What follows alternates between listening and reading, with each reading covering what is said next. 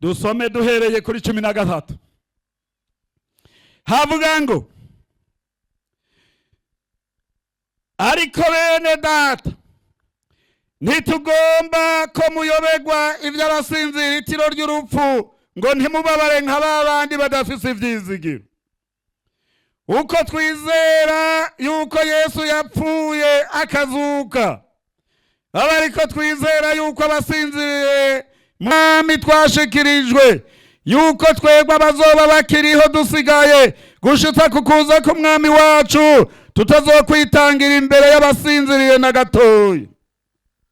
Nagomba muca umurongo kuko umwami wacu ubwiwe azoza amanutse avuye mu ijuru aranguruye ijwi rirenga hamwe n'akamo k'umumarayika mukuru n'inzamba y'Imana, maze abapfiriye muri Kristo nibo bazobanza kuzuka, maze natwe kandi iracakora ntiyigeze hindagurika. Imana iracari yayindi, Imana yacu, oh Imana yacu, oya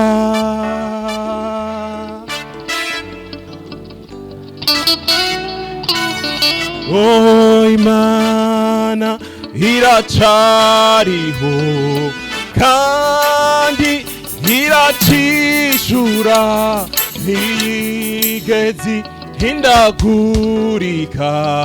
Imana iracari yayindi, Imana yacu, iyo Mana yemye oya nigeze ukuri.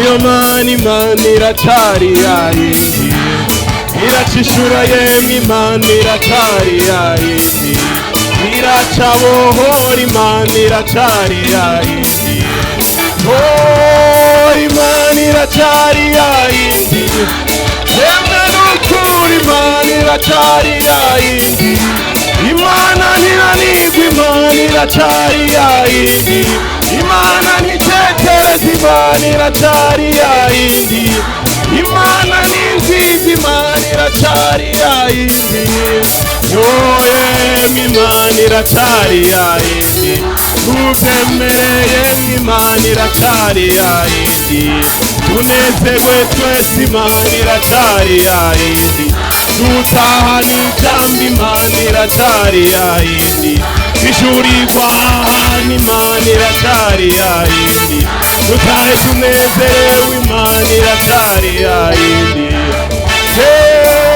Imana iracari yayindi, yemwe Imana iracari yayindi, oh Imana iracari yayindi, tubyemere twese Imana iracari yayindi, tureke gushavura Imana iracari yayindi, ibitugo irabizi Imana iracari yayindi, inaniwe kudutabara Imana iracari yayindi,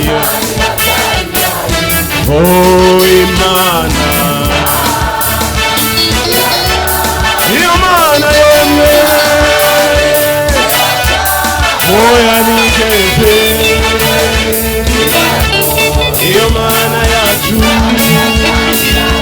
Imana iracari yayindi, tuyibukanye n'ubundi Imana iracari yayindi, imwe yagutabara Imana iracari yayindi, imwe wasenga wewe Imana iracari yayindi, oh Imana iracari yayindi, tubiririmbe twese Imana iracari yayindi, ntabwo bigira Imana iracari yayindi, uratahana ikintu Imana iracari yayindi, oh Imana iracari yayindi. Haleluya, haleluya.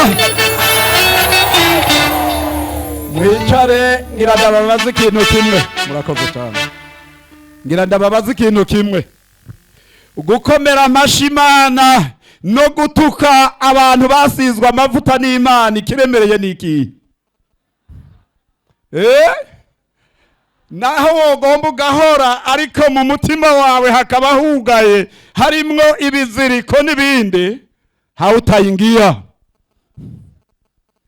Reka dushimire Imana yatubohoye. Bamwe ntibari abapfumu, bamwe ntibari abarozi, bamwe ntibari bameze uko. Kubera iki? Imana nishimwe. Bakozi b'Imana, umuntu atutse abantu b'Imana basizwe amavuta, n'umuntu agumye gutya gusa, mwiza n'uyuhe? Nubushobora kuguma ameze gutya ariko agatuka basizwe amavuta n'Imana. Niwe mukuru? Tugomba dusoma ijambo ry'Imana. Gomba mukomera amashi Imana mubigire n'Imana ivyumve yuko abantu b'Imana bari ngaha. None se murakoze, Yesu nashimwe. Tugomba rero turaba amajambo y'Imana kandi ni meza. Bagumye bayavuga bayakorako tibarantwaye amajambo ariko ntibayamara. Iki gitabo kiragutse. Mbega ngomba banze mpere ku kibazo naho muri menshi. Mbega muri ruriya ruhande ivyizigiro ishengero dufise biruta ibindi nibihe hariya? Kuja mwijuru? Ngira abo ntibishuye neza. Mwebwe hariya muvuga iki? Ivyizigiro bikuru dufise niki? Kuja mwijuru. Hano mweho muvuga iki? Icizigiro c'ishengero gikuru nukugira gute? Mwese mugomba kuja mwijuru. Reka mbaza aba bakuru bari hano imbere. Mbega twebwe icizigiro gikuru nikihe? Umva, tutagiye mwijuru ubutumwa bwose bwavuzwe bwoba bubaye ubusa. Yesu ahejeje kwigisha ijambo ry'Imana, ahejeje kugerera intumwa muri mpwemu yera hamwe yavugana nabo, akabategura, akababarira uko bizogenda, hanyuma akaduzwa bamubona. Ibishinga ntahe biva mu ijuru ngo uko mumubonye aduze niko azogira gute? Ngo bari bagumye baraba hariya.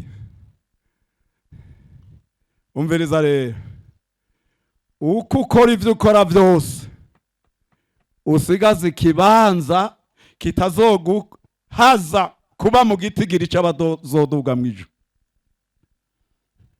Abantu muri iyi minsi y'iherezo bakora ivyo bagomba kuko batakimenya kw'ijuru ririho. Bakozi b'Imana, mbega ijuru ririho? Mbega Yesu azogaruka? Yesu azogaruka.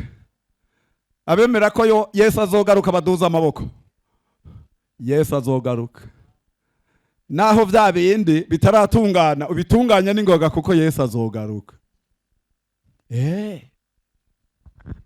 Nagomba duhere ahantu tutarashika kuri iryo jambo. Usome igitabo icete ca mbere Paulo yandikiye ishengero ry'Abikorinto. Niyo ngomba guhera 15.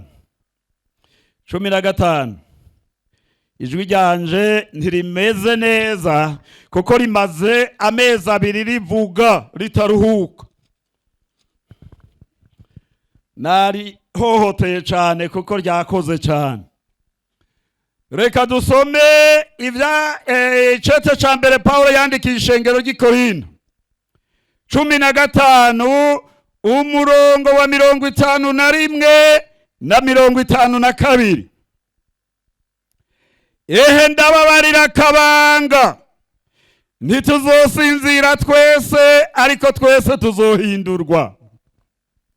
Mukanya nkako gukubita ingohe, aho inzamba y'ihereza izovugira, kuko inzambi izovuga abapfuye bakazurwa batagishobora kubora, natwe tuzohindurwa. Nagomba mbanze ndababarire ibintu by'intangamarara. Ikibazo cy'ishengero, ishengero ryitwa ishengero rya Kristo Yesu, hariya mu isezerano rya kera nticigeze kivugwa. Abahanuzi baravuze ko Yesu azovuka, baravuze ko Yesu azopfa. Yesaya aravuga ingene bamujanye n'imishishago n'ibindi, ariko bagaca basimba bakavuga ingene Yesu azoganza nk'umwami, ariko ntibigeze bavuga ivy'igihe turimwo, kuko ijambo ry'Imana rivuga ngo ryari banga ryari ryarahishijwe. Kubera iki? Kuko umwami w'ishengero muri kiriya gihe bari bakivuga ko azoza, ntiyari bwaze ngo agaragare aritanguze nyene ryo.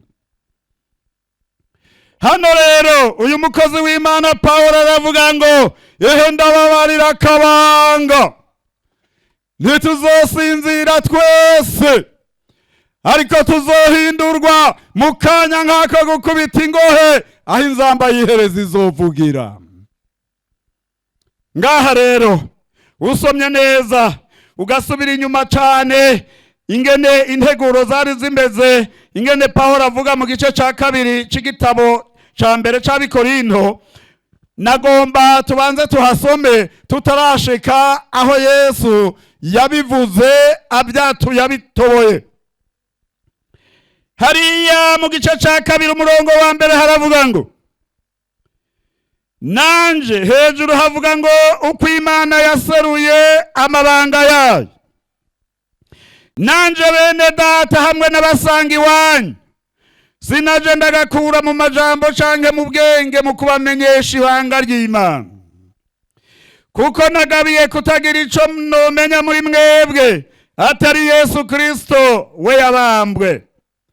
Ariko nabana namwe mfise intege nke, ndi n'ubwoba mpinda agashitsi kenshi. Imvugo yanje n'ukwigisha kwanje ntivyarimwo amajambo y'ubwenge yo kwemeza abantu, ariko vyaserukamwe mpwemu n'ubushobozi, kugira ngo kwizera kwanyu ntiguhagarare mu bwenge bw'abantu, ariko guhagarare mu bushobozi bw'Imana.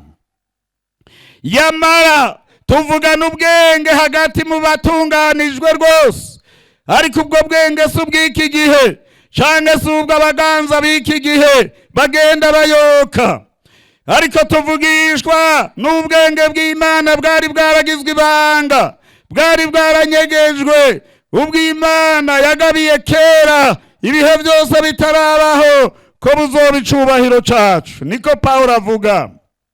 Kandi mu baganza b'iki gihe ntawabumenye, iyo baba barabumenye ntibaba barabamvye umwami w'icubahiro. Ariko nk'uko handitswe ngo ivy'ijisho ritigeze kubona, ivy'ugutwi kutigeze kumva, ibitigeze kwinjira mu mutima w'umuntu, vyose Imana yavyiteguriye abayikunda.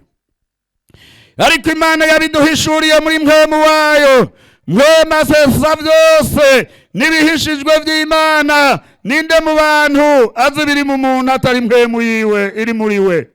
Niko n'ivy'Imana biri, ntawubizi atari mpwemu w'Imana.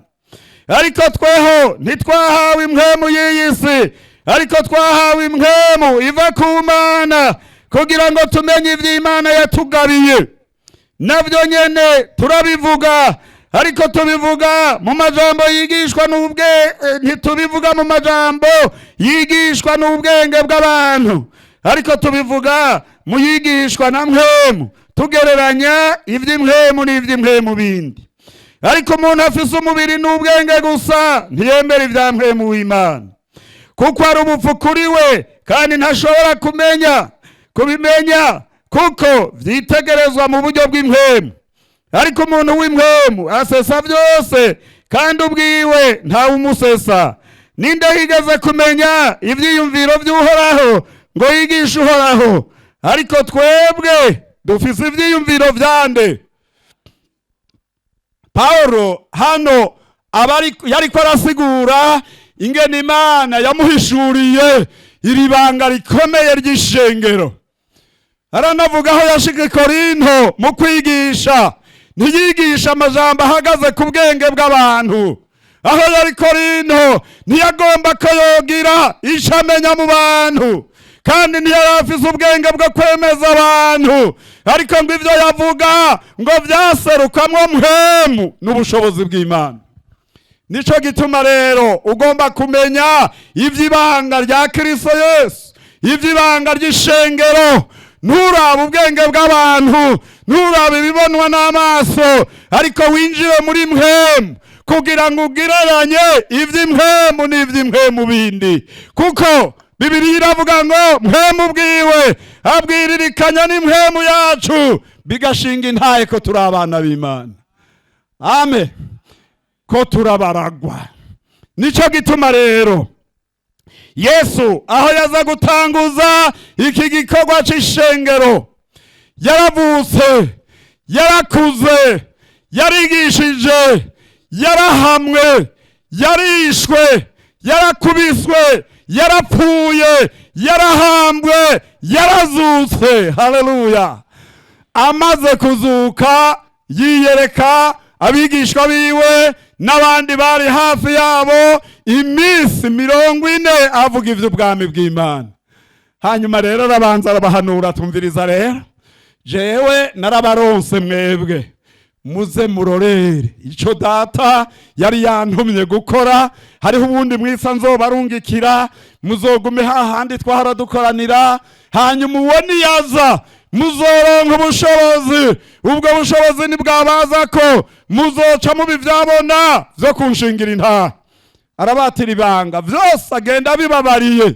Hanyuma rero ndabona uwo munsi rero wa nyuma baramuherekeza. Luka arabivuga mu bice vya nyuma. Baramuherekeza, bariko baragenda berekeye hariya kuri Elayono, bariko baraganira, acatera muri biganza arabahezagira. Ariko arabahezagira, aca araduga, nabo baguma baraba ingene aduga, aca ararengera. Iryo ni banga rikomeye. Abantu b'i Burundi baraza ako kantu. Umuntu arakugemurira akakugendera amajambo akavugwa bikaryoha bikagenda neza, ariko harya umuherekeje haraho uzubona babiri bahagaze ukwabo, abandi bakagenda bakavugana n'ico batubahutse kuvuga mu ijambo. Ati vya bindi hajya ntawe ari kubivugira harya. Bagaca bagenda. Abari mu ijambo bari mu rubanza bumvise ijambo, ariko ivyo bavuganye mu gusezerana nta no kuvuga Yesu igihe yaduga.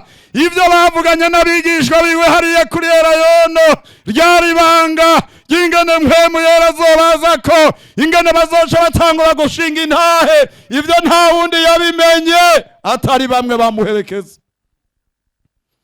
Nico gituma n'ivyo ibanga ry'ishengero abantu barashobora kwinjira mu rusengero ntibabimenye. Ngira rero ngaruke ahantu mu gihe yabasezera yari yabitomoye rero.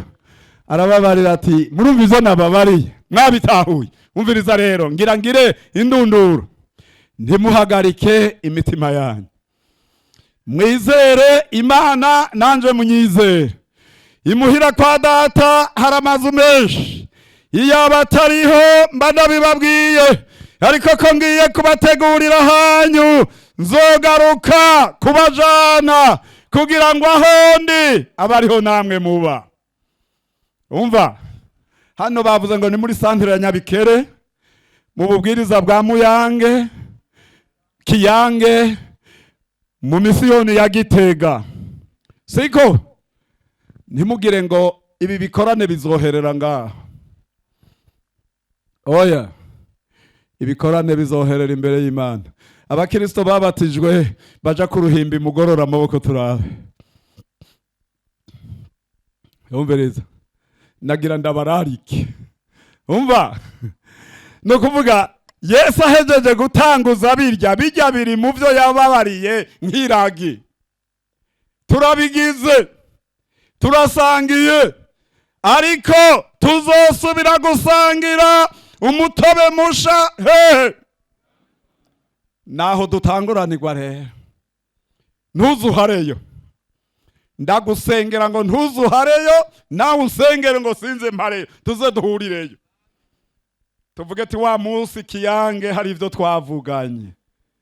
Hari ahantu havuga ngo, ni indirimbo ya kera ya korali ivuga ngo uzobona abantu baza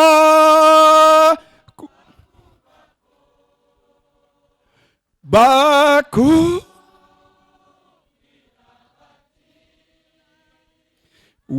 warakoze. Murumva, ntihazobura umuntu n'umwe Imana ingiriye ubuntu w'Ikiyange azombona akabimbarira. Ndagomba umuntu umwe azobimbarire, kuko ninabona n'umwe nzomenya ko hariho n'abandi baje benshi. Umviriza rero, mu byo kuja mu ijuru tumeze nk'abantu bagomba kwiruka. Abari mu mahanga angahe, mu ndimi zingahe, mu moko angahe, bose bameze uko, baroreye kumva ko inzamba ivuga. Mwongere ngaha araturirimbisha indirimbo, hariho bamwe bazinjira, hariho rega n'abazosigara. Ikibazo ni kimwe, uzobayo? Uwo muririmbyi yari afise ukwizera, we yavuga ngo azobayo. Bakozi b'Imana tuzobayo. Amen. Ntihagire umukozi w'Imana atazobayo, twoba duhombye. Murazi ibintu twahevye,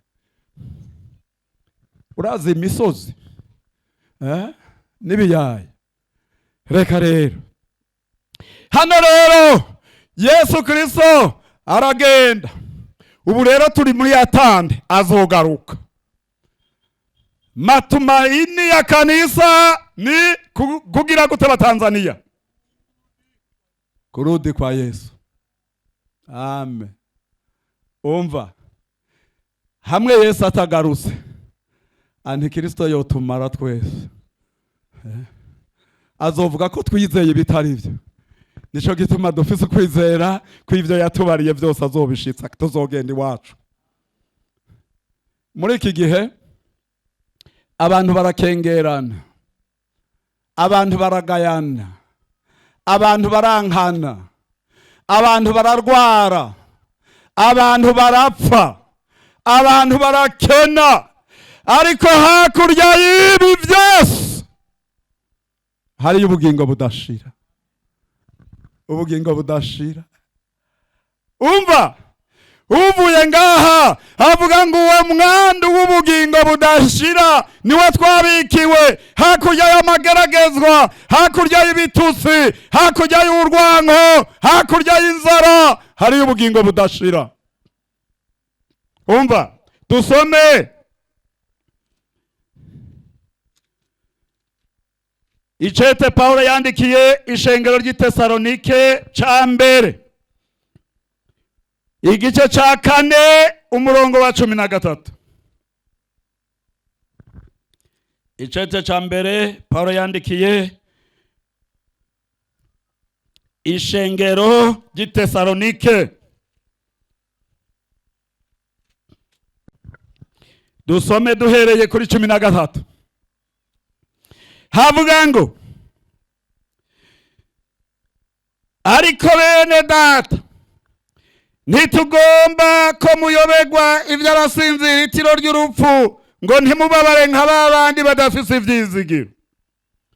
Uko twizera yuko Yesu yapfuye akazuka, ariko twizera yuko abasinziriye muri Yesu Imana izobazanana nawe.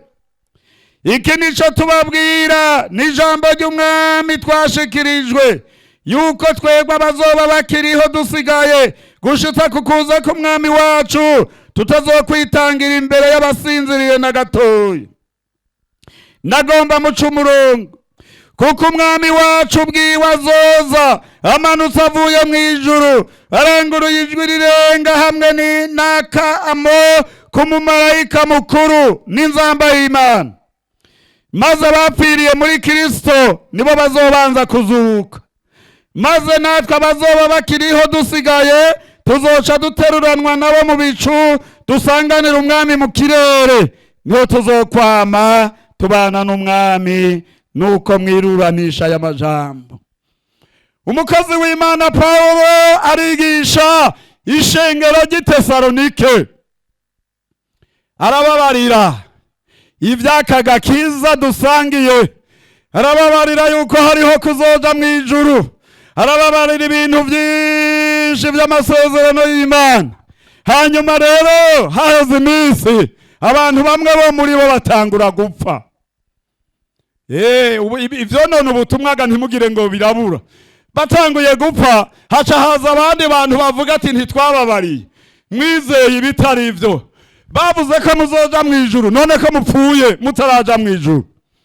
Umukozi w'Imana rero ariyumvira, Imana iramurongora ingene yoja kuremesha abo bantu no kubahumuriza, arababarira tumve, ngira ndabereke ingene ibintu bizogenda, munyumvirize ngira ndababarira uko ibintu bizogenda, ntimushoke mugwa igihumura, uko bizogenda nuko umwami wacu ubwiwe azoza amanutse avuye mu ijuru aranguruye ijwi rirenga, tuko niko bizogenda, akamo k'umumarayika mukuru, inzamba y'Imana. Tumviriza, abapfiriye muri Kristo yariko aratanga ivyizigiro ngo aremeshe ababura babo.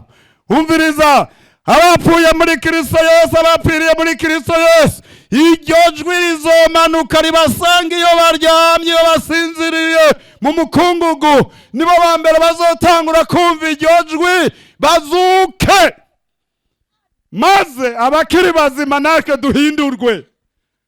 Abantu rero ivyizigiro bica biragaruka ati aho tuzozuka rero. Abantu rero barumva gupfa no kubaho vyose ntibizobuza umuntu kuja mu ijuru akijijwe. Hariho abantu bamwe bavuga ngo Yesu aho bamuvugiye ko azoza ko ataraza. Nagoma ndabashingira intahe gatoya. Umwaka wa 79 aho twarabavuga butumwa, twaragize umuvyuru ukomeye mu karere tuvamwo. Hanyuma rero abantu baca baranka gutera ikawa ngo irateba, Yesu azogaruka bataramura ikawa.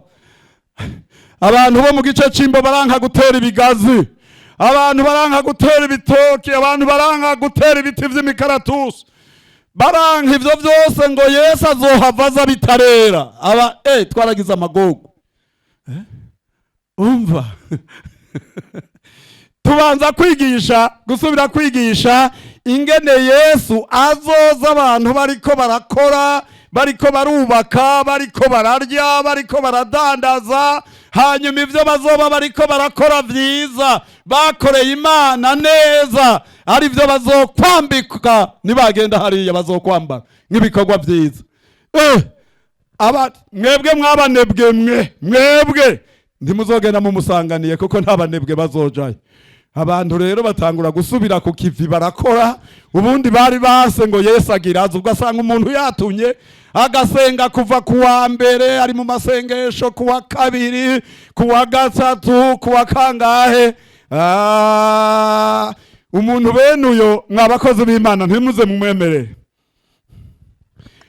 Dusenge, harabadutwaye bavuze ngo dusenge ariko tugira gute? Mwaravyumvise uwo mutegetsi, mwaramwumvise. Nukuvuga nutakora ntukarye, kandi niwamara ukwezi utarya uzohava wiba, kandi bisuma navyo ntibizoja mu ijuru. Hanyuma twaronse ibihe vyo kwigisha abantu kugira iyo umuntu agikizwa ashushe yoguruka, udashize ku mugozi yoguruka. Yoguruka agaguruka akagenda yibaza. N'umuvuga butumwa mushasha acinjiye mu ishengero, iyo yigisha abantu wibaza ko agomba kubashikana n'ingoga. Oya, inzamba itavuze ntituzogenda. Sinyare y'umwami, umwami azoduhamagara ari ku bicu, akamo k'umumarayika mukuru, kandi uwo musiga urakomeye. Ni muri Bibiliya, naho Bibiliya ivuga ko Imana izovuza inzamba. Ahandi mu isezerano rya kera inzamba zavuzwa n'abaherezi, ariko ku munsi w'umugeni wa Kristo, umunsi ishengero rizoba rigomba kuduga, inzamba izovuga y'Imana. Niko yahishuriwe uyu mukozi w'Imana. Umviriza rero, ahantu abantu rero baca bararema, abapfuye bazozuka, abazoba bakiri bazima bazohindurwa, hanyuma baduge. Abafasoni hariya ku Ntahangwa bahora baririmba, nuririmba bahora baririmba kera, bavuga ngo bazoduzwa gutya, bakagira amaboko gutya nk'abagomba kugira amababa, ngo niko bazogenda, bariko baragira ibimenyetso byo kuzoduga mu ijuru. Kandi birasaba gukizwa neza abantu b'Imana. Aha urabona ngaha ubu ndamaze gucoka, kare nkiri umusore ndiko ndavuga ubutumwa narahakwa gushika hajya nsimbye, ubu ndaharya sinshobora kuhashika. Iyumvire mu ijuru rero, iyo Yesu yagiye, tuzoduzwa na mpwemu twasigaranye. Mpwemu azotwambika amababa atuduze kandi tuzoduga nk'uko databuja yaduze, turenge ibicu. Hanyuma rero hari icyo nagomba kuvuga ngaha, ntituzova aha ngo duce turangurura imbere y'Imana. Abagize ubukwe kera amajambere ataraza, atamodokari ziraboneka, mugiye muri sentare, murazi kwari kwandikwa muri sentare, apana etat civile, sentare. Etat civile ko ari kizungu, sentare. Umugabo yitwa ko ameze neza, isandugu y'igiti irimo impuzu z'umukwe n'iz'umugeni, bashitse hariya hafi y'ibukuru bakambara. Hari n'abazibika bakagenda bakwandikwa, mugabo bashitse ku misiyoni bakikevya ahantu bakambara, bagaca bashaza. Mu nyuma rero isandugu y'igiti, abantu bamaze kuja gupagasa, bakagenda Imanamba, bakagenda i Bugande. Hariho n'ikindi citwa Mvuye i Bugande, isandugu y'icuma y'umugabo amaze gutera imbere. Nta muduga, bakagenda bayikoresha canke bayitwaye gutya. Nta muduga, akagoma kakavuga. None se nitwava ntituzoca turangurura imbere y'Imana. Kubera iki? Ega hari ivyo wakoreye Imana widodomba, ntubizi? Erega hari abantu mbere n'ubu gukorera Imana bidodomba. Hari abantu iyo batanga igigira 10 bavuga ngo reka ndabahe barye bande, ntiwabitahuye. Hariho n'abavuga butumwa nabo bidodomba. Twasengeye abapasitori babiri, kandi abo bantu nije nari nabigishije mu ishuri ya Bibiliya. Hanyuma uriya yaronse amanota menshi, ntiyaba umubwiriza. Umubwiriza abo waronse amanota makeya, barahaswe kwicana bagwana. Baratevye baratandukana, ntuzi ko nakurusha. None baraba amanutaga. Umva, tuduze izo manifestation zose z'inzamba no guhamagara niki, tuduze tugaterugwa hariya mu bicu, turenganye ibicu. Yesu arafise aho yateguye, havugwa ngo ni tribunal de Christ, canke intebe y'amateka ya Kristo Yesu, aho tuzoshikira twese. Hanyuma rero ni icete ca 2 c'Abikorinto, igice ca 5 n'umurongo wa 10, muraza kubisoma. Twese duhagarara imbere y'intebe y'amateka ya Kristo. Ingene twakoreye Imana mu bwizigirwa, ingene twakoreye Imana tugoronokewe. Umupasitori umwe niwe yadutwengeje, aratubarira ati jewe rero ngira ndababarire ndabatwenze, jewe nshitseyo ko ataho Bibiliya ivuga ko ushitseyo azocagaruka uwo bazogahira ndenganye ibishu ngashikayo naho nogomba nkaba meze nk'igiti c'inkokore niko Bibiliya ivuga abazoba babuze ibitsibo ntibazogaruka mu bukwega abambaye neza nibo baja inyuma abahabwa intebe ya mbere muhora mubona bambaye gute nk'aba bapfasoni bo kwicara imbere kabisa ndababona bashajeje naba makorare ingene kandi rero mwarumviye Bibiliya Imana abari beza impwemu n'ubugingo niki n'umubiri byose bize bisangwe bitagira gasembwa aho umwami wacu Yesu Kristo azozi. Uwo mupastori rero yavuga ngo naho yogomba ntagira igitsibo na kimwe mugabo akagumayo akazopfa kwinjira mu ijuru. Ega urashobora kuba pastori cyangwa ukamuvuga butumwa ukorera Imana widodomba mugabo hakaba hari umutamakazi atagira amahera ariko Imana yahaye ijambo iminsi yose y'amapfukama asengera ishengero asengera abakozi b'Imana igihe cyose yamarambara imbere y'Imana kubw'ishengero. Ntugire ngo uzomurushe ibitsibo, Imana ifise abakozi benshi. Umviriza rero, imbere y'iyo ntebe y'amateka ya Kristo hazoba hari umuriro, ibikorwa byacu bizinjira mu muriro, kandi uwo muriro uzobigeza ico birimwo, ibyakorewe mu myidodombo bizosha.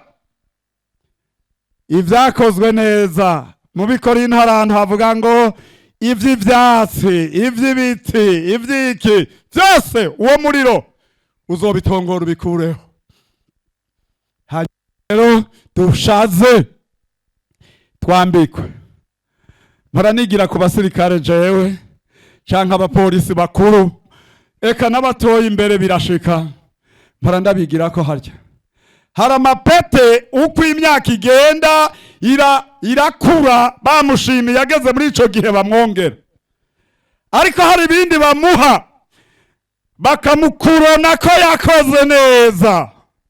Hari aho bahora bakurona umusuzo ofisiye umutwara nawe ari harya ubona afise akantu kamwe gusa bamuhaye kajanye n'amategeko, ariko ubundi ugasanga hano barashizeho naho barashizeho naho barashizeho imisi yose uko batanze ishimwe bama bamuha, ariko umurongoye batamuha. Muzovyigire ko bijya murabe. Imana idufashe Imana idutabare gose. Ariko sinzovuga ngo umukristo wanje bamwambitse byinshi none ko yaronse imyanya yo gusenga no kwisonzesha no gutanga ivyiwe n'umutima bikunze kasanga ntabikoze. Imana nayo ntigigiturire basha, izobikora neza. Amen. Haleluya, haleluya, haleluya. Muriko murankurikira, muriko murumva iyo tuzoja. Umviriza rero, hanyuma duce twambara rero. Hano hari indirimbo y'ikirundi ivuga ngo tuzogendagenda mu miharuro irimwo ifeza n'iki. Mbe muhora mubona umugeni bamusasiye ahaca ahora agenda ngo iki? Ubona n'ugukuguru gusa, ubona naho yoba ari umukene kuri urya munsi baba bamutereye, ubona n'ugukuguru gusa. Iyumvira ukuguru kuriko kuragenda ku ifeza n'izahabu. Amen. Kandi ico gihe rero ivyo nkunda bizoba ari impuzu zera nziza zikayangana zitanduye, wewe zavuye mu muriro. Umva aho hantu ndahakunda, aho hantu ndahakunda. Mugabo naho ziba zera zosiga ntizinganye igiciro. Ndabona izi mvutano zanyu mwabaririmbyi ba hano mu misiyoni y'Igitega harimwo nziza cyane zera, kandi harimwo n'izindi nziza cyane zitukura, harimo n'izindi nziza cyane zifise irindi rangi. Raba n'aba bapasitori bambaye kositime, bamwe zirera abandi zirirabura, ariko uko nyene ubona ayo mabara asa n'amahere zaguzwe ntangana.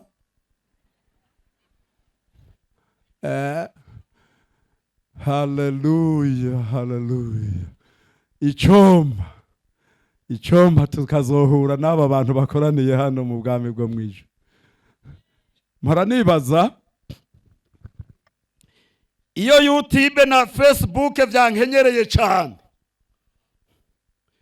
mpora nibaza atari komanda ahantu wontabara ukakamfyondera nkazogenda hariya nkagendagenda neza, ega noba mpomvye n'ibi byose, nkazoraba uzosubira ku nkengera uwo munsi. None ko atawuzombuza kujayo, Imana inyemera na nzingurazi gutukana, ugomba uzana ingiragina yose ushireko. Parapanda ikiria nitanyakuriwa tu. Nico gituma ntagira ubwoba naho bontu miliki yange ndagenda.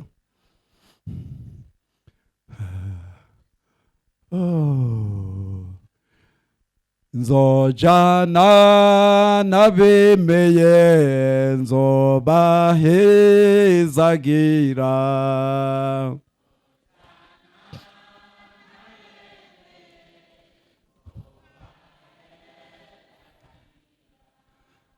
Abakozi nitwemera zoduhezagira.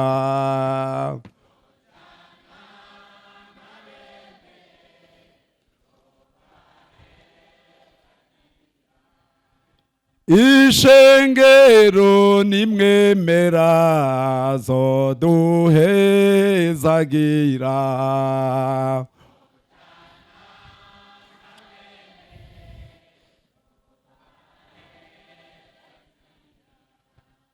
Haleluya, haleluya, haleluya, haleluya. Umva, reka twimuke ivyahishuwe Yohana 19. Ivyahishuwe Yohana 19. Aha hantu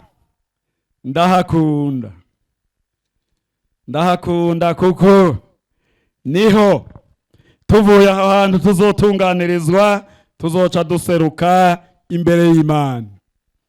Reka nsome mwumve mpere yaho nyene. Havuga ngo ukunesha kw'Imana n'ubukwe bwa wa mwagazi. Hanyuma y'ivyo numva mwijuru kimeze nk'ijwi rirenga ry'ishengero ryinshi riti haleluya, agakiza n'ubwiza n'ububasha n'ivy'Imana yacu, kuko amateka yayo ari ukuri n'ay'ukugororoka. Yaciriye kwiteka umwe maraya w'agahebuza yononesha abari mw'isi ubusambanyi bwiwe, kandi muhoya amaraso y'abagurano bayo.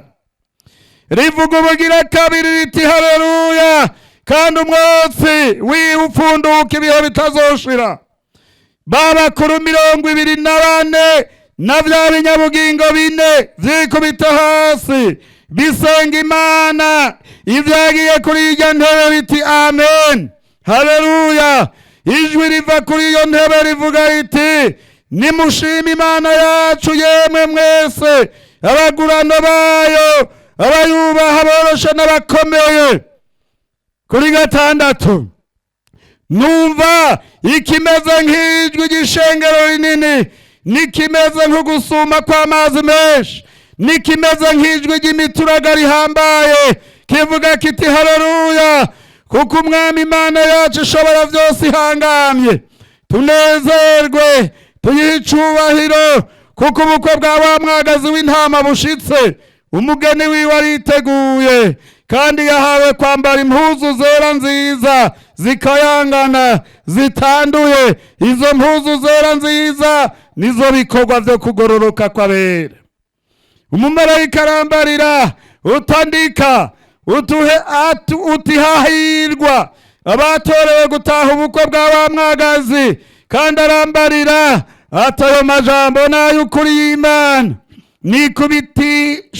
nikubitishwa hasi imbere y'ibirenge vyiwe no kumusenga. Arambarira atoyasigaho ndumugurano mugenzi wawe kandi mugenzi wa bene so bafise ivyo gushingira intahe Yesu. Imana bariyusenga kuko abashingira intahe Yesu baba bavugishwa na mpwemu yera. Amen. Umva, mwijuru ibintu birahinduka, amajwi aravuga, abantu bakuru baganza hariya mwijuru. Imana yari ivyagiye ku ntebe, abakuru 24 ibinyabugingo bitangura kugira rendement d'honneur, bitangura guha icubahiro Imana no kuvuga amajambo akomeye. Hanyuma mu nyuma haravuga ngo tunezerwe, n'amajwi yavugiye hariya, duhimbarwe kuko ubukwe bw'amwagazi bwiteguye kandi umugeni, haleluya, yahawe kwambara impuzu zera nziza zikayangana zitanduye. ngo izo mpuzu n'ibikorwa vy'iki? Ibikorwa vyo kugororoka. uko ukorera Imana kose ube ukorera Imana ugororotse, kugira ngo uzoronke imyambaro zoserukana imbere y'Imana. Hanyuma rero muri ico gihe yumva irindi jwi rivuga ruti andika, andika, wandika uti hahirwa abatorewe gutaha ubukwe bwa wa mwagazi w'intama w'Imana. Umva, abantu rero baravyitiranya. Haraho bavuga ngo ni twebwe, si twebwe. Yesu n'umukwe yadukoye, natwe turi umugeni, ariko mu rubanza rwose rwa senaka aragira abatumire muri urwo rubanza n'abagororotse babandi partiso yabo yimugwa. Abantu bose bagiye bagororoka kuva imbere y'umunsi mukuru wa Pentekote, kuko iri shengero tuvuga ni shengero ryavutse ku munsi wa Pentekote ugaca uva kuri Pentekote uzino. Ariko abari imbere yaho bose, Abaheburayo, wandikiye Abaheburayo aravuga ngo abo bantu bose ntibashobora guhabwa ivyasezeranywe tutarashikayo. Abo n'abakunzi b'Imana, abo bazotumigwa mu rubanza rw'umukwe n'umugeni imbere y'Imana. Haleluya. Ariko Bibiliya ntivuga uko bazoba basa nuko bazoba bambaye. Ko Bibiliya itabivuga natwe turacereza. Ariko umugeni ni wazoba yambaye impuzu zera. Haleluya. Umva, uzobayo. Nikibazo ngaho, nikibazo. Hanyuma rero nagomba nze kurangiza ndababariye akantu inyuma gatoyi y'ugo rubanza rukomeye muri uwo munsi mukuru. Erega ino Igitega sinzi ko bihora biba hari y'Ibujumbura. Hanyuma rero umugeni, ariko rero ngira harimo gushikuza nuko haba harimo umunezero. Umugeni haraho uzobona ahaye umukwe akamutamika ivyo barya. Sinzi ko murabibona ino, muhora mubibona. Kandi naho woba ugaya gute, ugaye mugabo bobo baragacamwo nyene ugomba uwo vyananiye atararonka akagomba kajingitwa. Umviriza, erega Yesu hari ivyo azodukorera. Hari ahantu havuga ngo umuntu niyanka kunyatura imbere y'abantu, nanje nzokwanka, bizontera isoni kumwatura imbere ya Data n'abamarayika bera. Erega azovuga ati babandi batumye ngira inkovu ngaba, azovuga ati bamwe nari kurondera ngaba. Haleluya.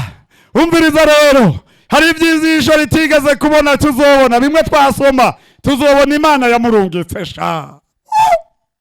Umva, tuzobona Imana yarungitse Yesu, tuzobona abamarayika bakuru, tuzobona ibinyabugingo, tuzobona abakuru 24, tuzobona ijuru, tuzobona ibyiza bikomeye. Haleluya, haleluya, haleluya. Ico gihe umunezero uzoba ari ikirenga sha. Haleluya, haleluya, haleluya. Icomba, haleluya, icomba nkazorengukayo, naho ibindi vyose vyogomba bigahera, ariko nkazoserukayo. Aha hariho abantu batunze ibintu vyinshi. Umuntu azogenda yikoreye bikeyi ku mutwe ambarire, azobigurukana inzamba niyavuga. Uzobigurukana ninde? Tube niyo batujanye hahandi bahora batubika mu kurorera, n'impuzu wambaye kera wakunda barazikwambura bakagura nshasha, kandi bakaguha imetero 2 gusa. Aha kuri iyi si umuntu wese aganza imetero 2 gusa. Ibindi byose, naho bufise Mercedes nziza, naho ufise za modokari zigezweho nziza, uwo munsi barayikugeza mu ntuyigendamwo. Barondera imwe yagerewe abapfuye niyo bakujana. Ari umuntu yigishije ngaho yavuze ngo abana ngo baba bazi ko ivyo ngo dufise ari vyabo. Harimwe abapagani baca batangura kwibaza ingene bazogurisha amazu, imiduga, ico umuntu azotwara, ingene bizogenda. Umvereza, ariko ivyo tuzotwara ni ibikorwa vyiza turiko turakoreshereza Imana. Nivyo tuzotwara gusa. Ibi byose mubona ni vyaha, kuko nagira ndakwibutse aho waje umeze neza, utagira impuzu, wambaye ubwiza bw'Imana. Ico watanguye gukora gusa igihe waseruka ngaha wararize. Uruyoya rwararize, nivyo wakoze userutsa. Baca baravuga ngo arakomeye, ariko amagorwa abatanguye kuza. Umwana akomeye atangura kurira, akirira hariya bamwakiriye. Iyo yari ntabarira. Ariko rero umvereza, ubwo rubanza tuzorujamwo. Nagira rero ndakubarire, iyo rero urubanza ruheze, umukwe n'umugeni baca baguma aho babakiriye, baca bajahe, baca baje iyo bazoba. Baca baje iyo bazoba. Aha nagombye ngo ngende buke buke kugira ngo abantu babitahure. Umukwe n'umugeni iyo umunsi mukuru heze baca bagenda mu nzu yabo, yomba ariyo bubase, yomba ariyo bakose, baca bataha iwabo. Kandi umuvyeyi agumaho ntabaherekeza, abatumire nabo bagataha. Mugabo ngira ndabereke ikintu kimwe. Soma ivyahishura Yohana 19 umurongo wa 11, ndababarira iyo tuzoca tuja. Havuga ngo inganji ya Kristo. Mbona ijuru ryugurutse, kandi mbona ifarasi y'igitare, uyivyagiye ko yitwa Mwizigirwa, irindi ni Munyakuri. Aca amateka akarwana intambara mu bugororotsi. Inyonga ziwe n'imbeya z'umuriro, no mu mutwe yambaye imigara myinshi, kandi afise izina ryanditswe nta urizi atari we wenyene. Yambaye impuzu zajobetswe mu maraso, kandi yitwa ngwiki Jambo w'Imana. Ingabo zo mw'ijuru ziramukurikira, zicaye ku mafarasi y'ibitare, zambaye impuzu nziza zera derere zitanduye. Mu kanwa kiwe havamwo inkota ikarishe, kugira ngo yikubite amahanga. Azoyaragiza inkoni y'icuma, kandi aganishiriza ibirenge mu bwato vino y'uburake bw'inkazi bw'Imana ishobora byose. Kandi impuzu ziwe no ku kibero afise izina ryanditswe ngo umwami w'abami uganza abameze bate? Abaganza. Aha hantu nagomba mu nkundire mbanze subira inyuma nsome mu gice cya 16 cy'ivyahishuriwe Yohana. Nda imbere yuko ngira ico mvuzaho mubanze murabe ivyanditsweho, kuko ishengero rivuye mu isi rikaduka rikiriko rirategurwa hariya mu bicu. Hariho ibyago bizoca biba ku isi, kandi antikristo nawe azoba yamanutse. Ivyo byose rero reka mbanze some hano ivyahishuriwe Yohana 16. Hariho paranteze kuri 12 havuga ngo ibi bintu tugomba dusome. Abizi igitabo cy'ivyahishuriwe Yohana hari aho ugenda usoma ibindi ukabishira mu tuzitiro, ibiri imbere bikaja imbere, ibiri inyuma bigasubira inyuma, kuko bwari ubuhanuzi. Mwumva, uwa gatandatu asukurwa vyarwiwe mu ruzi runini Efurate, amazi yarwo arakama kugira ngo inzira y'abami bava iburasirazuba yitegurwe. Kandi mbona mu kanwa ka ca gisato no mu kanwa ka ca gikoko no mu kanwa ka wa muvugishwa w'ibinyoma havamwe impwemu zitatu zihumanye zisa n'ibikere. Kuko izo mpwemu ari impwemu z'abadayimoni zikora ibimenyetso, zija ku bami bo mw'isi yose ngo zibakoranirize ku ntambara yo ku munsi uhambaye w'Imana ishobora byose. Hariho utuzitiro harya, ehe ndaza vuba nk'igisuma, hahirwa uba amaso akazigama impuzu ziwe ngo ntagenda amenya, bakabona isoni z'ubwambure bwiwe. Zibakoraniriza ahantu hitwa Harumagedoni mu Giheburayo. Kuko hariya twasomye muri 19 havuga ngo uwo mwami w'abami, haravuga ngo mu kanwa kiwe havamwe inkota ikarishe kugira ngo ayikubite amahanga. Bigomba kuvuga iki ngaha? Igihe umunsi mukuru uzoba uheze, Yesu Kristo azoca amanukana n'abera, nukuvuga ngo abari muri uwo munsi mukuru. Kuko bivugwa ngo uwo muntu yari ifarasi y'igitare yaraserutse ayicarako, abandi bantu benshi n'amafarasi menshi baca bayurirako bambaye impuzu zera zikayangana. Aho bivuga iki? Zekariya uzosome igice cya 12 kugeza ku cya 14 havuga ngo azoba amanukanye n'abera, amanutse kuganza nk'umwami. Ico azokora ca mbere niki? Ico azokora ca mbere kizoba kigoye.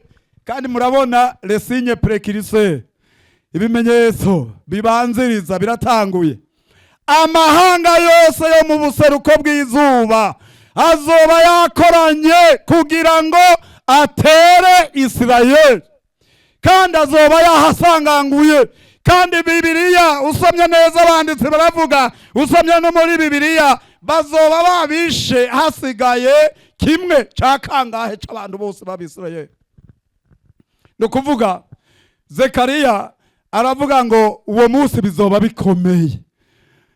Maze rero mu gice ca 12 hariho ahantu havuga ngo bakimubonye ku bicu Abisirayeli bazomumenya, bazoca bamutahura bavuge bati he, nitwari twatahuye ko ari we. Niho handi hariho turirimba indirimbo tutabimenya, niho bazoririmbira iyo ndirimbo ngo uwadupfiriye kera araza ari mu bicu. Umva, bazomutahura, bazoboroga. Niko Zekariya avuga, ico gihe bazomutahura, kandi intambara zizoba zikomeye. Umwami rero ari kumwe n'abera, ica mbere azohagarika intambara zose, kuko n'umwami w'abami uganza abaganza. Intambara zose hagarara, amashare yose ahazoba ageze azohagarara, kuko umwami w'abami azoba asohoye itangazo rikomeye.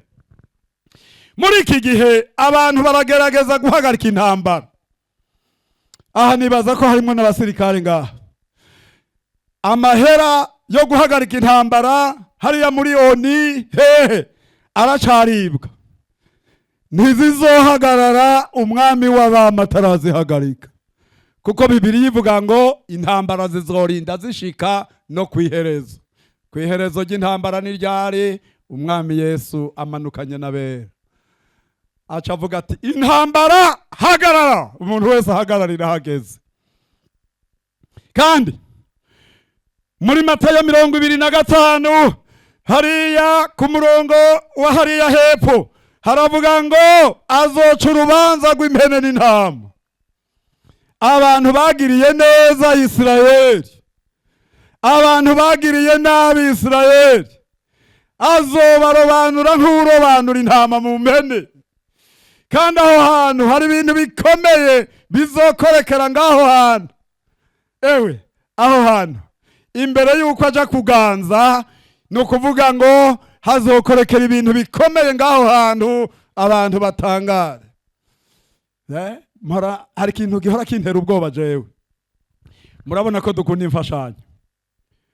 Mu gihe haba intambara y'isi yose, aha harimo abantu benshi mwize mwarabibonye, no kuvuga ngo hariho ibihugu vya Afrika, harimo ziriya za Nigeria, hariya ziriya za Algeria, za Maroc, za Tunisia, ingabo zabo zaragiye gufasha abakoroni babo kugwana mu gihe c'intambara y'isi yose kugira ngo babashigikire. Bamwe bariko barekarama na endaminite muri iki gihe ngo babafashe ko abantu babo baguyeyo.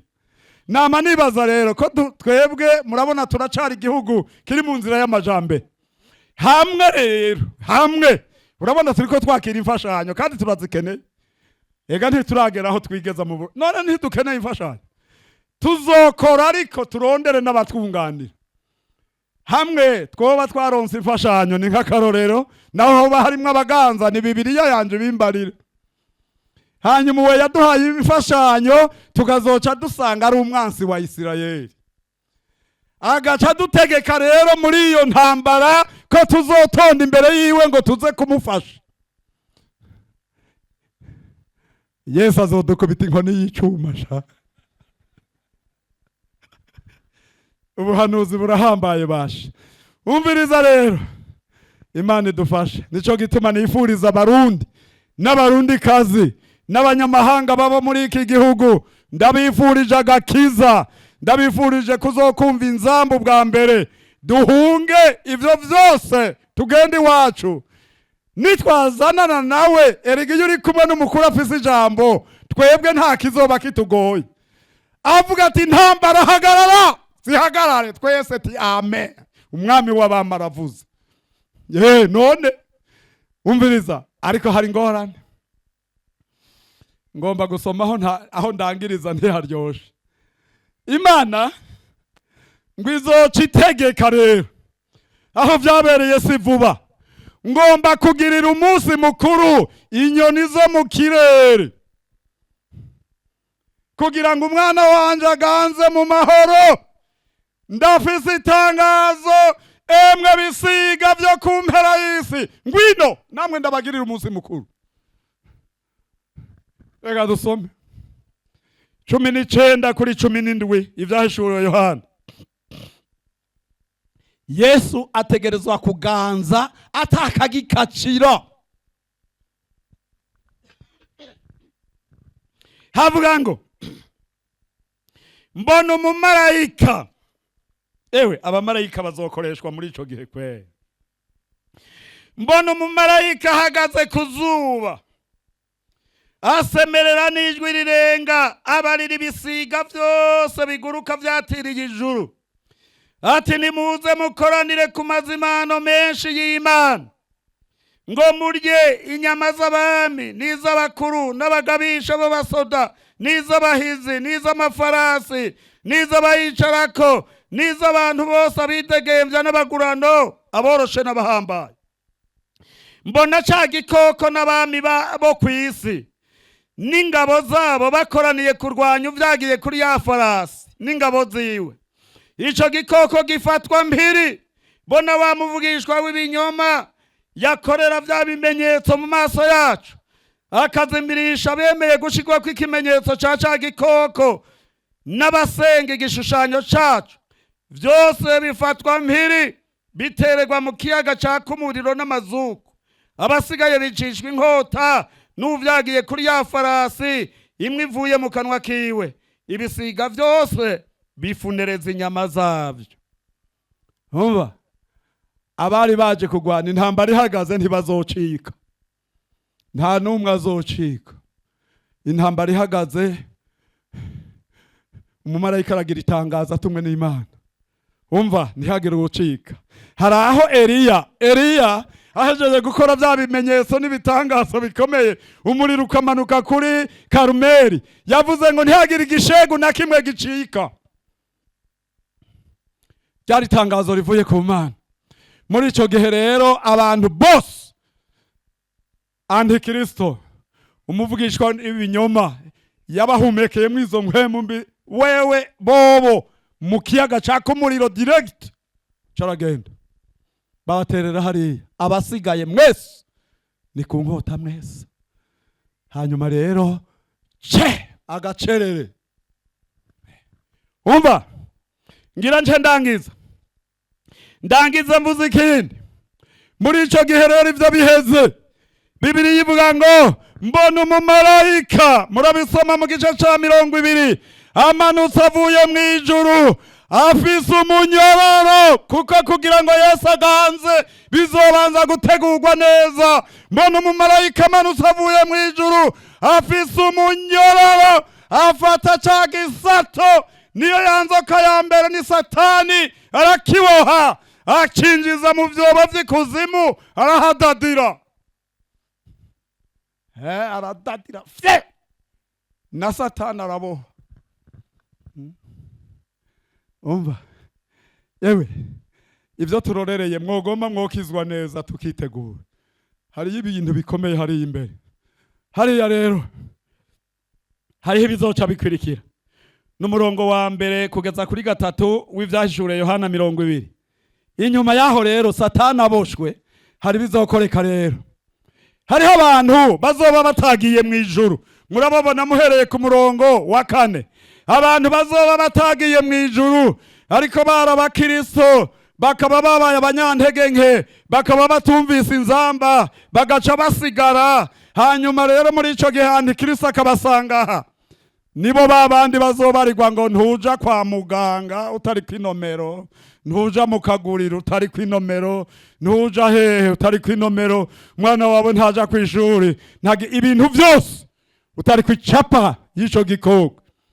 Hariho rero bazovyanka, hariho abazovyanka bata ati byari byaravuzwe turanjanjwe, ubu sinsubira kwemera. Biravuga ko hariho ivyizigiro baratubariye, abo benshi bazokwicwa. Satani amaze kubohwa, ku murongo wa 4 reka dusome. Mbona intebe z'ubwami, mbona bicara kuri zo bahabwa ubucamanza, kandi mbona ubugingo bw'abaciwe amazosi babahora gushingira intahe Yesu n'ijambo ry'Imana. Nibo batasenze ca gikoko canke igishushanyo caco, kandi ntibemeye gushigwa kw'ikimenyetso caco mu ruhanga canke ku kiganza. Baba bazima bafatanya na Kristo kuganza iyo myaka 1000. Abapfuye bandi ntibaba bazima iyo myaka 1000 itarashira. Uko niko kuzuka kwa mbere. Uri mu mugabane wo kuzuka kwa mbere arahiriwe, kandi nuwera. Urupfu rwa kabiri nta bubasha kubameze batyo, ariko bazoba abaherezi b'Imana na Kristo, kandi bazofatanya nawe kuganza iyo myaka 1000. Imana itugirire neza. Hariho bamwe bazokwicwa, amen, ariko ico gihe Satani amaze gubohwa bazozuka, kandi bazoba bemerewe kuja mu bwami bwa Kristo bw'imyaka 1000. Ariko ntibazoba babonye wa munsi mukuru twavamwo sha, karya na kabirya. Ndakwifuriza kuzoduga ubwa mbere. Kandi iyo bavuga ukuzuka kwa mbere, ntimugire ngo nuko kwishengero, kuko ishengero nibanga rya bene ryo abazokumva inzamba. Ariko kuzuka kwa mbere nuko abaciwe amazosi muri iki gihe c'intambara ihambaye. Umva hariho ibindi bizoca bikurikira.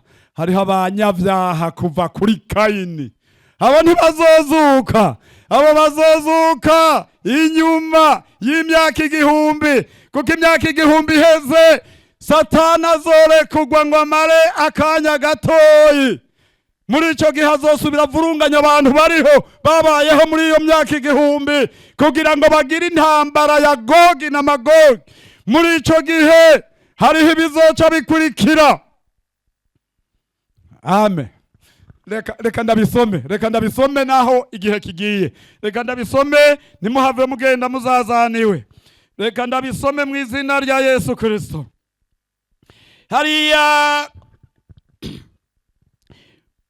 Hariya hepfo ku murongo w'indwi havuga ngo, kandi iyo myaka 1000 niyashira Satani azorekurwa ngo ave mu ibohero, azokoranya azosokoroka aje kuzimiza amahanga mu mfuruka zine z'isi, Gogi na Magogi, kugira ngo ayakoranirize hamwe ku ntambara.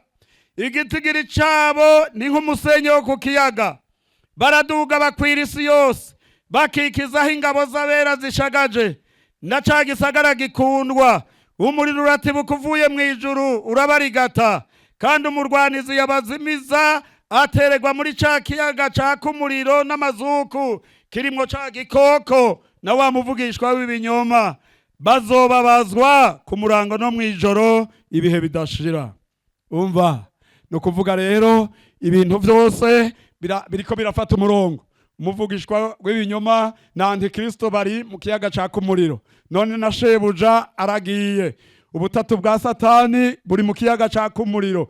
Ubu rero ibintu bigira bitungane neza kugira ngo ingoma y'imyaka 1000 ibone kubandanya neza. Amen. Umviriza, mu nyuma rero, inyuma y'ivyo, hanyuma y'ivyo mbona bapfuye bose bazuka rero baraciga urubanza, nabo bateregwa hariya. Hanyuma hazoba hageze rero ingoma ya Mesiya. Umviriza rero, ndakwifuriza kuzokumva inzamba, ndakwifuriza kuzokumva inzamba kugira ngo ivyo bintu vyose bizokurikirane, ubirabisha amaso uri kumwe n'uwagukoye ariko utari muri vyo wewe. Umva, hariho bamwe bazinjira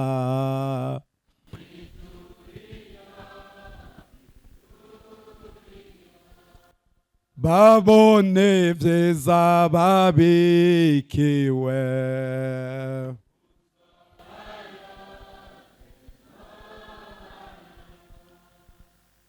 ngomba kubahamagara. Ntavuga ngo ni kibazo c'ivya, ni kibazo cyo kuzoja mu ijuru.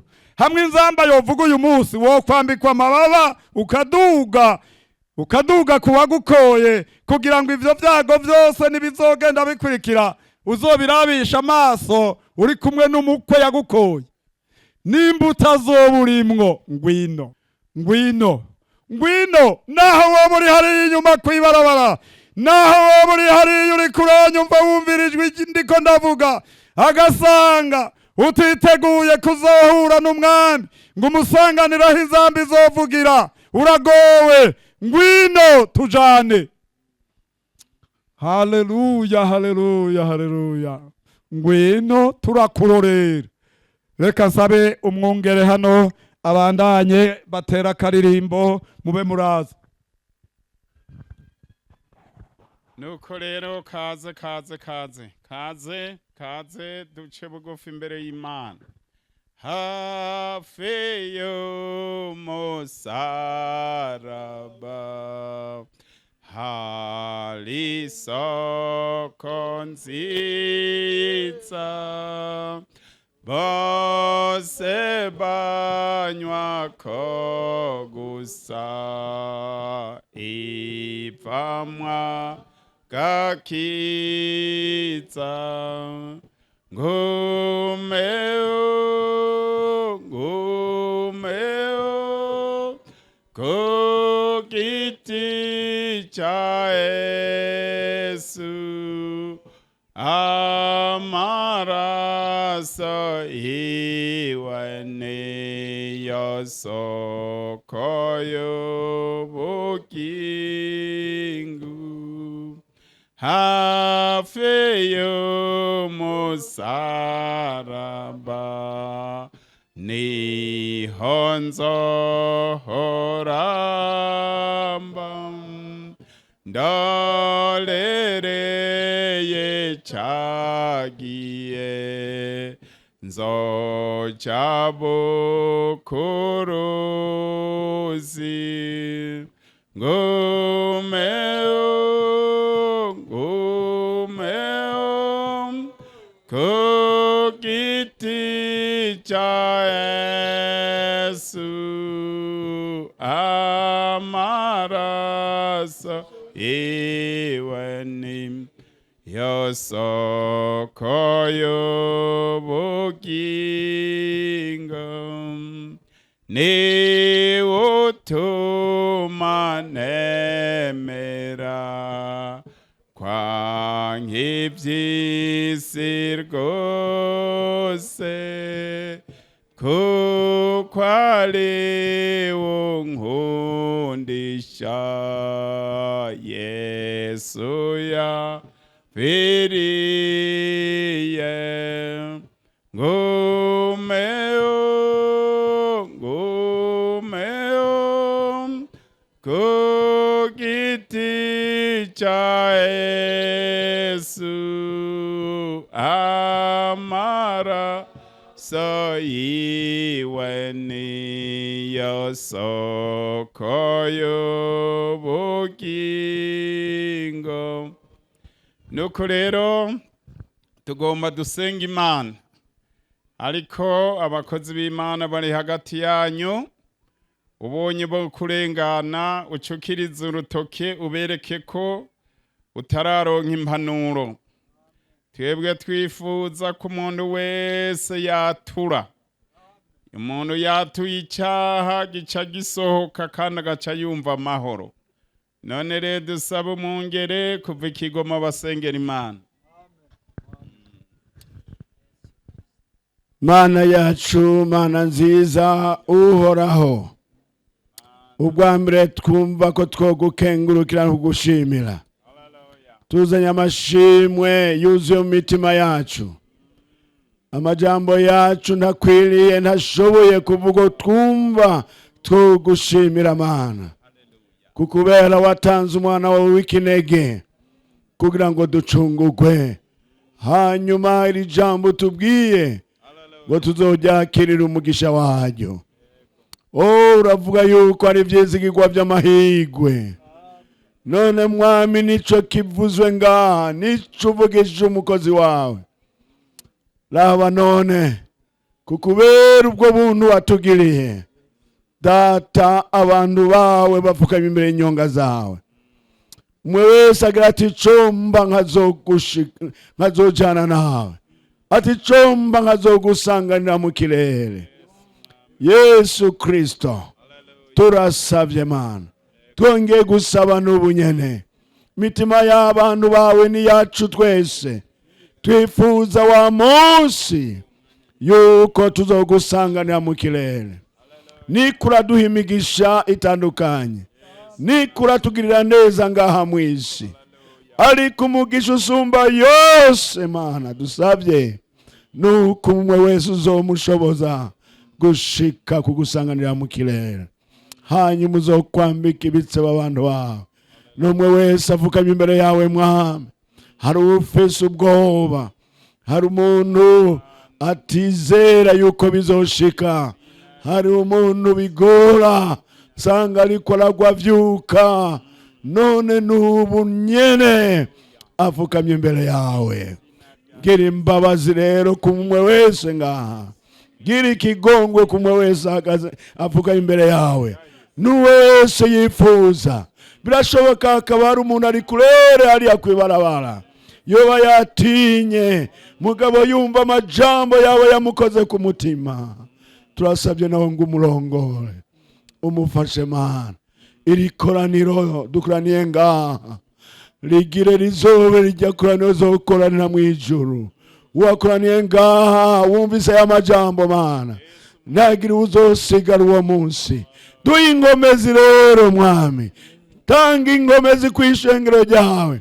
ishengero ryawe ryuzuzwe ububasha kugira ngo tuzoterugwe na mpwemu yera.